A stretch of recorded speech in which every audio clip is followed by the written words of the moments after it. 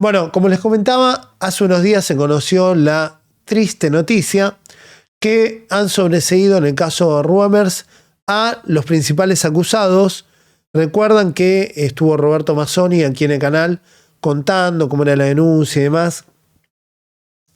Que justamente mi planteo era que lo que él denunciaba se podía tomar en la justicia como una parte tratante, como otra parte víctimas o consumidores. Por lo cual, para mí, modestamente, la gente de poder entraba más en el ámbito de los consumidores o víctimas a las cuales se le ofrece con un intercambio de dinero las víctimas que serían explotadas laboralmente o sexualmente. ¿Y por qué digo esto? Porque por lo general la gente de poder no le hace falta construir una organización coercitiva tratante cuando tiene el dinero suficiente para corromper a quien quiera. Por supuesto que puede estar funcionando una parte que es la red que capta y luego ofrece a las víctimas, a los poderosos, que puede ser una red tratante, pero no la parte del consumidor. Por lo cual, aparentemente el fallo estaría basado en esto, ¿no? Que la gente que ha sido acusada era más bien consumidora y que no era parte de una red tratante. Bueno, acá pueden ver la cantidad de noticias que hacen referencia a el sobreseimiento. Sin embargo, cuando se acusó a Ruemers, no se difundió tanto. Esto es parte de el poder, ¿no? Cuando alguien quiere que se sepa algo y cuando alguien no quiere que se sepa algo. Cuando se quiere y cuando no se quiere. Cuando se quiere que salga a la luz algo, sale. Y cuando se quiere enterrar, los amigos entierran. Bueno, sobreseyeron al empresario Alejandro Ruemers en una de las causas por trata de personas y drogas. El juez Ariel Lijo, tras tomar una serie de testimonios, desechó por falta de pruebas la denuncia de Roberto Mazzoni en el Congreso, que el año pasado había tenido mucha repercusión en las redes. González dispuso 8 declaraciones testimoniales y a uno de los testigos de identidad reservada se lo tomó en la modalidad de sala Gesell. De los 8 testigos, no te vayas, de los 8 testigos, 6 fueron propuestos por la querella. A su turno, Ruemers negó los hechos por lo que fuera formalmente denunciado e indicó que de todas las medidas de prueba practicadas no se pudo comprobar nada de lo denunciado por el señor Mazzoni.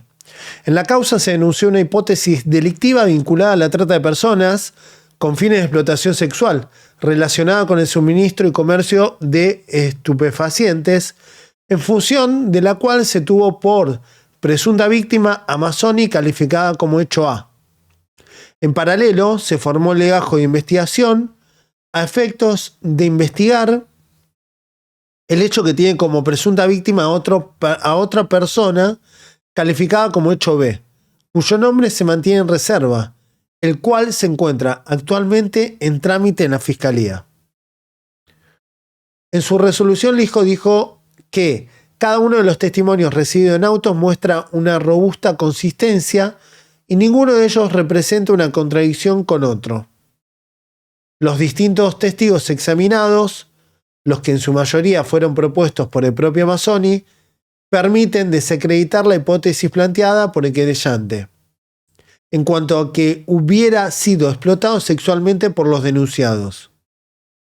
En tal sentido, algunos testigos coincidieron en que las actividades realizadas en el marco de los eventos cuya organización se les atribuye a ciertas personas imputadas fueron voluntarias y ajenas a todo tipo de coacción.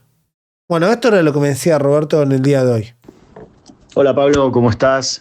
Bueno, gracias por la oportunidad de darme para poder hablar de lo que pasó y expresarme. Obviamente que fue una semana difícil, esperada.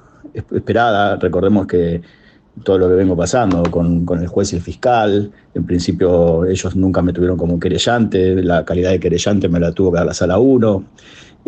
Siempre tuvieron toda esa animosidad para conmigo, ¿no? Entonces, de hecho, cuando en un momento del expediente se presenta incluso la ONG Madres Víctimas de Trata diciendo que tenían 2 víctimas, al otro día el doctor Lijo le dice no al lugar, al escrito de ellas, y pidió el archivo de la causa por inexistencia del delito.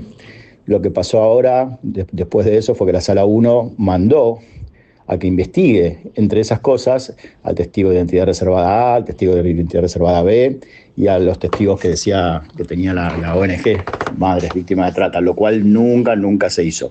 Entonces, la gente de la ONG hizo todo lo que estaba a su alcance para meter los testimonios de esta gente, le cerraban todas las puertas, hasta que hace 10 días aproximadamente volvieron a insistir y ante la insistencia de la ONG, otra vez ahora, en 2 días después de esa insistencia, sacó ahora el sobreseimiento. Obviamente que nosotros apelamos, es un sobreseimiento súper inválido desde nuestro punto de vista. No se produjeron, pero ni la mitad ni la cuarta parte de todas las medidas de prueba que teníamos puestas nosotros en el expediente. Porque el fiscal que tuvo la instrucción, la investigación, que se la dio el hijo después de 2 años, tampoco promovió y hizo ninguna medida de prueba. O sea, todas las que hay son propuestas por nosotros. El fiscal no hizo ninguna, o sea, nunca tomó ninguna, que son las del ABC de trata, ¿no? Por ejemplo, secuestrar los teléfonos, hacer allanamientos, todas las que se hacen de manera inmediata para ver si se puede esclarecer esto. Nunca el fiscal impulsó ninguna. Al contrario, de muchas propuestas por nosotros, la negó. Entonces, ahora, ante la insistencia de la ONG otra vez para que declaren estas víctimas, pidió sobreseimiento. Un sobreseimiento súper mal redactado, donde se agarra de testimonios falsos, porque en realidad son testigos que fueron a mentir. Nosotros presentamos las pruebas de que los testigos esos estaban mintiendo. Por supuesto que son testigos propuestos por Roedmers. Nunca nos aceptaron los testigos propuestos por esta parte. Entonces, ante el pedido de extracción de testimonio para hacer el falso testimonio, tampoco nos los dieron. O sea, nunca me dieron nada de todo lo que necesitamos. Por eso, bueno, ahora metemos la apelación y yo creo que llegó la hora que nos saquen al juez de la causa, al juez y al fiscal. Ya es de una parcialidad increíble. Directamente es un fallo que parece una defensa de los imputados. Incluso hasta me imputa a mí de un traslado de un chico de Buenos Aires a Punta del Este, cosa que nunca existió. Es más, ese traslado lo hizo el señor Ricardo Rabinovich, que declaró, y era el profesor del golf de Alejandro, que le captaba chicos a Alejandro. Está demostrado en el expediente, está en los audios del chico, y cuando declaró, contó que él lo llevó a Punta del Este a la casa de Roedmers. Y el hijo, en el fallo, dice, el señor Mazzoni trasladó al chico este, se llama Federico, a Punta del Este. O sea, hasta me adjudicó a mí algo que es muy delicado en un contexto de trata, que es el traslado de una persona encima de otro país. Entonces, es todo muy grosero.